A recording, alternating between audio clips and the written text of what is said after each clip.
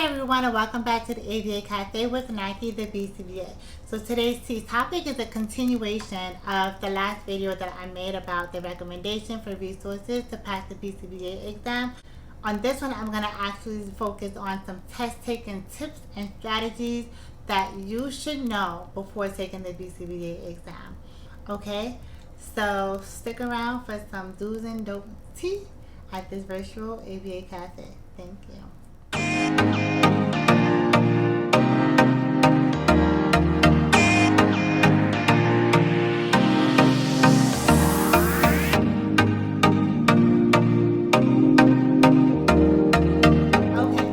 So I'm going to start off with the do's for this exam. Okay, the first thing, structure the time and pace yourself during the exam. What does that mean? So if you watch my last videos about the recommendations for resources, I spoke about the BAS modules, which is what I took just before I took the full mock exam, just before I took the real exam. And upon the completion of that exam, they give you a breakdown of how much time you spent on each question during the mock exam. And so what I did was I created like an average of time that I spent per question on the exam and tried to divide it throughout my time on the exam, if that makes any sense. Think about it this way. You're running a marathon, right? If you're running a marathon, you don't want to go your fastest at the beginning, and you're going so fast that when you get to like the middle of the race or towards the end, you start getting tired, you're losing it because you've exhausted all your energy at the beginning of the race. That's the same concept with this exam. Pace yourself. So what I would suggest you do is try to figure out on average how long are you spending per question on the exam. What I did was I established a stopping point for me, or a breaking point for me. So, and my breaking point was 40 questions. How many questions are you able to go through without feeling tired and still continuing to feel that you can do more? That's the point where you need to stop and take a breath. Mine was 40 questions. So I paced myself 40 questions at a time. So the first 40 questions I would answer, I would take a break, I would dwindle, I would just do something else, I would think about something else, and then I give myself a few minutes to regather myself, and then I would jump back into it and do another 40 questions. And so pacing myself allowed me to save a lot of time on the exam, so that I was like, okay, I just answered 40 questions in like 20 minutes. I'm like, okay, so I have a lot of time left, you know? So I feel like that was very helpful to pace yourself during the exam so that you're not rushing through it in the beginning and then feeling burnt out towards the end. Pace yourself. Number 2, take breaks. Take breaks. Take breaks. I'm telling you, you're going to need it. You're going to be sitting there for 4 hours taking an exam. Do not rush through it. Pace yourself and take breaks. During my exam, I took 2 bathroom breaks, maybe 3. I can't remember if I took the third one for some odd reason, but I know for a fact I took 2 bathroom breaks. And then other times I just sat in my chair, just dwindled. So the exam was 4 hours long, and my typical session with my client was 4 hours long. So what I did sometimes was I would like stop and look at the clock and wonder like, I wonder what my client is doing. Like at this time he should be eating lunch, or at this time he might be in circle time or something. I thought about something completely different away from the exam. This will give you the opportunity to rejuvenate your brain, to kind of like let it, just refresh it before jumping back into it again. Okay, so take breaks, rejuvenate your brain, get up, get your blood flowing and circulating, and then go back into it with a fresh new head start. Number 3, I know this is hard. I know it's easier said than done. I know, I get it. But relax. Now, this is the analogy that I'm going to use. So, let's think about moving day, right? Let's use the analogy of studying as moving day. All right, you're packing up because you got approved to take the exam. So you got approved to move into this new house or this new apartment, and your moving date is the day of your exam. So prior to that date, you gotta pack all your stuff up. You gotta make sure they're all packed nice and neatly in the boxes, so that you know where they are, you know what they are, you know where to put them. Okay. So on the exam, you're in your new house, you're in your new apartment. You made it, you're here, now you can relax, right? You made it just in time. Now you can relax and start unpacking the boxes and put them where they belong. Put them in the room that they belong to. Same thing with your brain and the packed up information in here. Relax and use the information that you know that you've already packed in from studying onto the question, onto the appropriate question. Only to what it applies to and where it belongs. Okay, I would highly recommend you do that. Try not to exhaust or invest so much energy. I know it's quite an investment, probably one of the biggest investment that I've ever made, so I get it. But mentally, try not to exhaust so much onto it, because it's only going to heighten up your anxiety. So just take a step back, relax, and then just apply everything that you've studied so hard for onto the question. Number 4. All right, this is very, very important. This one actually helped me the most. I actually read this from somewhere else, so it's not originally coming from me, but it was super helpful. So and I also shared it with a friend that helped her, so I'm gonna share it with you. Treat the board exam like another practice exam. Promise you. If you have been taking practice exam thus far, and I know just scores in a practice exam are not indicative of how you will perform on a board exam, but just think about your mental state and your mental level and your anxiety level when you're taking a practice exam, and how it's not as heightened as it would be on a board exam, right? You get what I'm coming to here? You following me? So think of it as another practice exam, especially if you have been knocking out these practice exams and you're doing so well on them. Well then, let's say that this is another one. They say that you are going in and you're going to take another practice exam. Keep that same energy that you use on those practice exams on the board exam, so that your anxiety level is not so heightened, so that you can relax. Like I mentioned before, I try not to exhaust so much energy onto the board exam, because it's only going to heighten up your anxiety, which is only going to make you more nervous. Think of it as another practice exam. Okay? Highly recommend that. Okay, so this is actually very important. A lot of people struggle with this part. I know I haven't struggled with this part. This is not something that I struggle with. I'm going to tell you which one that I struggled with. It's not this one though. But stick with your first choice. That's it. Stick with your first choice. If you made a choice on the exam, something in your intuition told you to make that choice. Stick with it. That's it. Don't change it. Another thing is, do not review all of your answers. After I was done with my exam, I only reviewed my flag questions, and then that was it. If I knew it, I put the answer down, I moved on, I didn't look back, didn't worry about it. That was history. It wasn't my problem. Whatever happens, happens from there.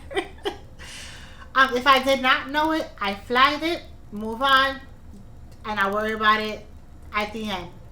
Okay, because number one, that helps you save time. You're trying to ponder on a question, you're devoting so much time onto this one question that time is running.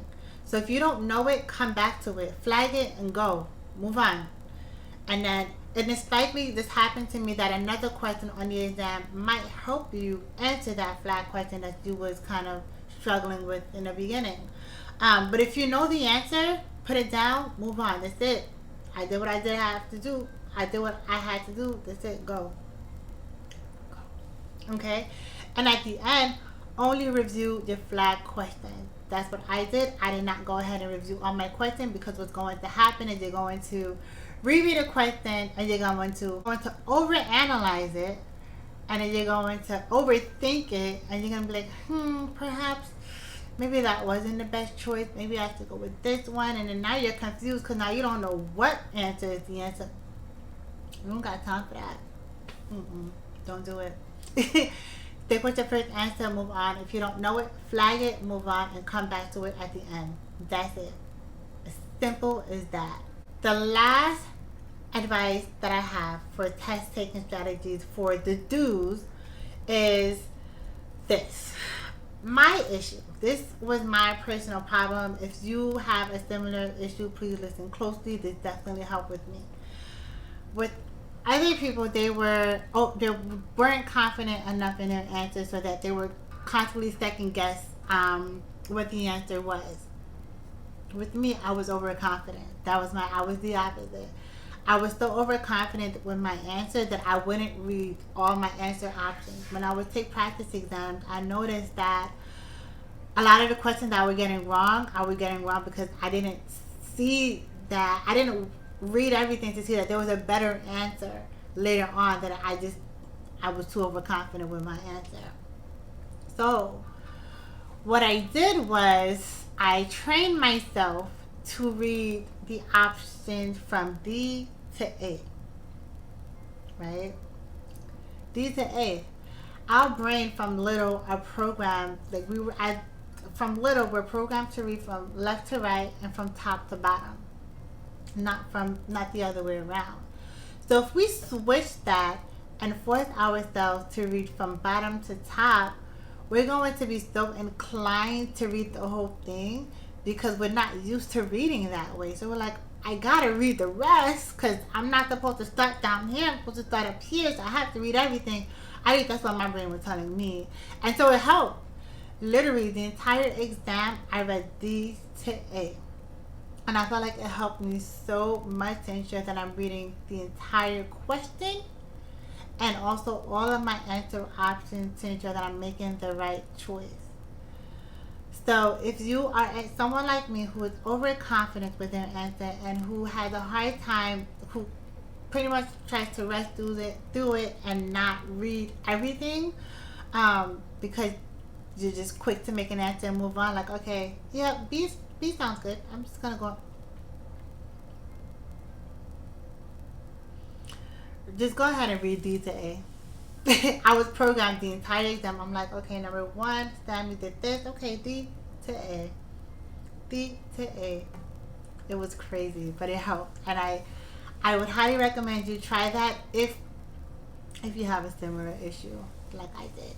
Now, what not to do. This is very, very interesting. So listen close, but let me take another sip of my tea since I haven't been talking. Go ahead and grab yours too if you're thirsty. Just press pause and just get a sip of something. Okay, number one. I mentioned this in my last video, but I'm gonna reiterate it here again.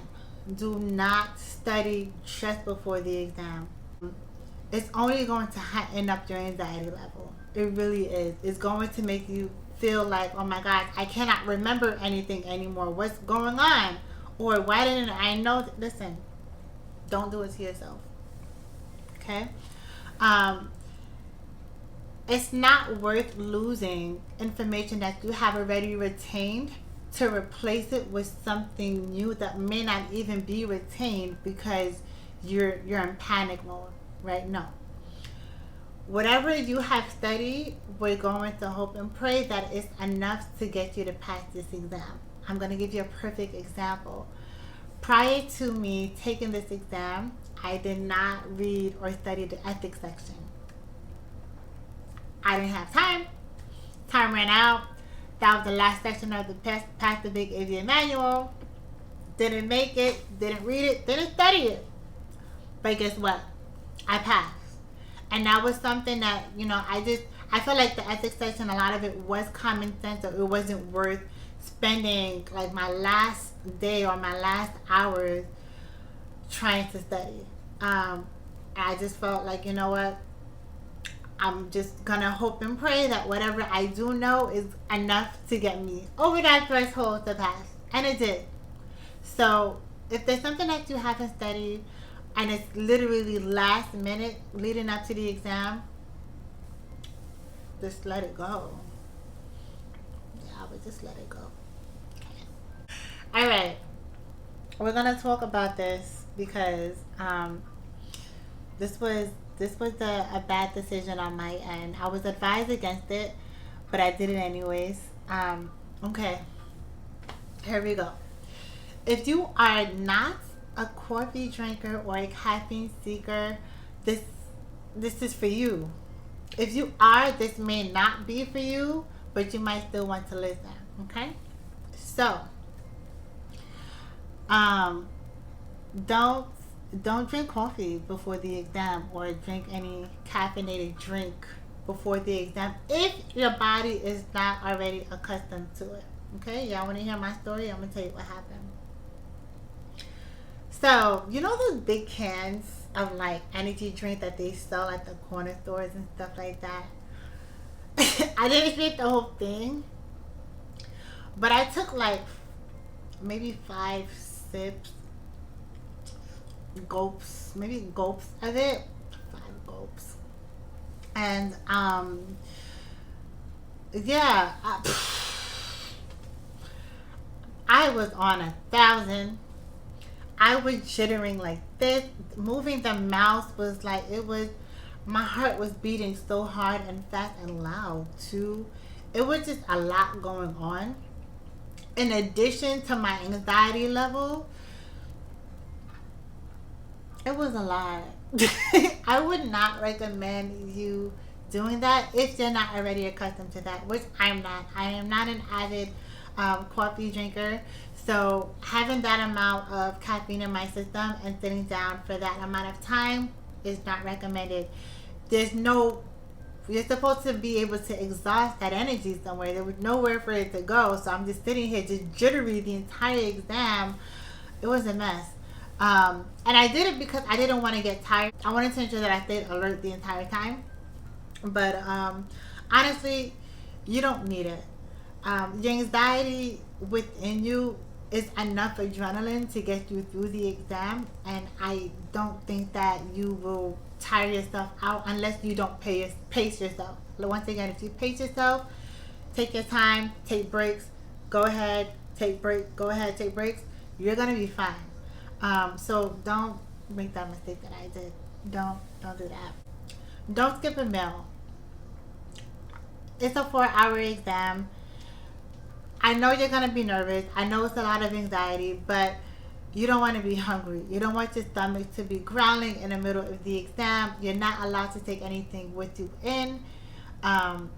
Everything goes away into a locker. No drinks, no food, or anything. So, and just make sure that you have something, even if it's like a granola bar. I'm sure that would probably hold you down for the amount of time of the exam.